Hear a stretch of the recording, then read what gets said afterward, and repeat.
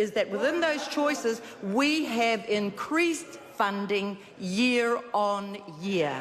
Your own promises.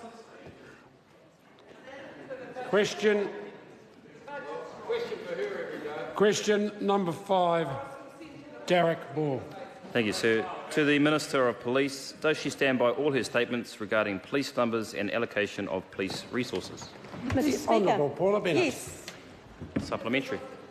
Supplementary question, Darroch Ball. Does she stand by her statement, quote, deployment of police officers is absolutely the discretion of the Police Commissioner and it's not for politicians to be deciding where our police force should be about the country? Yes.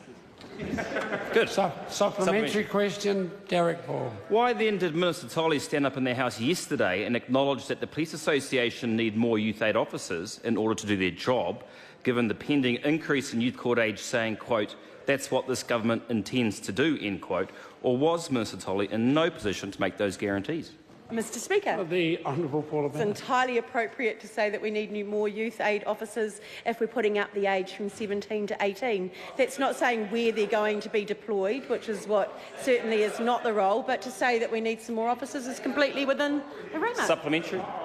Supplementary question, Darroch Ball.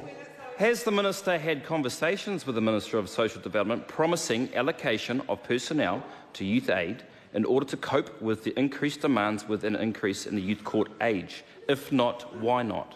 Mr. Speaker. The Honourable Paula Bennett. There's been many conversations and through the Cabinet process and Cabinet committees where we were discussing raising the age from 17 to 18 and what that would mean for police resources, justice resources and everything else, because it will mean a complete change. Supplementary question. Supplementary question, Ron Mark. Thank you, Mr. Speaker. Order.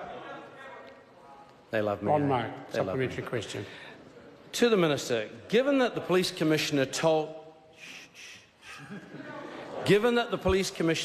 the Law and Order Select Committee that he presented to you a business case for 880 sworn officers and 245 non-sworn officers, which was subsequently approved, why could you not tell the House last week, when I asked you how many new police were being deployed into rural New Zealand, or weren't you listening? The Honourable Paula Bennett. Well, Mr. Speaker, quite clearly this government has announced that there will be 1,125 more police staff. Can't the member read?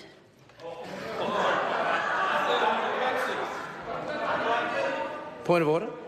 Point of order, Ron Mark. Does that mean she wasn't listening? If the member wishes... Supplementary. Then that might improve things. We'll give him a supplementary.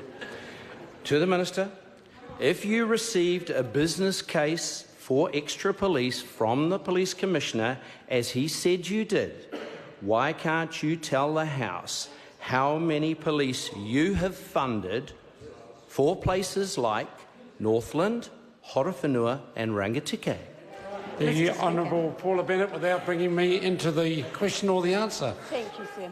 Mr. Speaker, so to the member, it is very clear. So yes, the Police Commissioner obviously put forward a business case.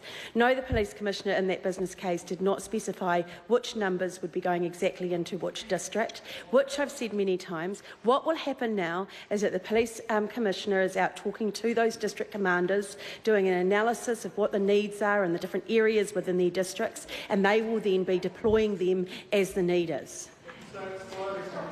Supplementary question, Ron Mark. So to the Minister, given the high amount of interest in this, when you attended your first graduation of police recruits, Wing 303, last week, and police told you the majority of the wing would be deployed to Auckland and Counties Manukau, why didn't you ask how many were going to provincial New Zealand?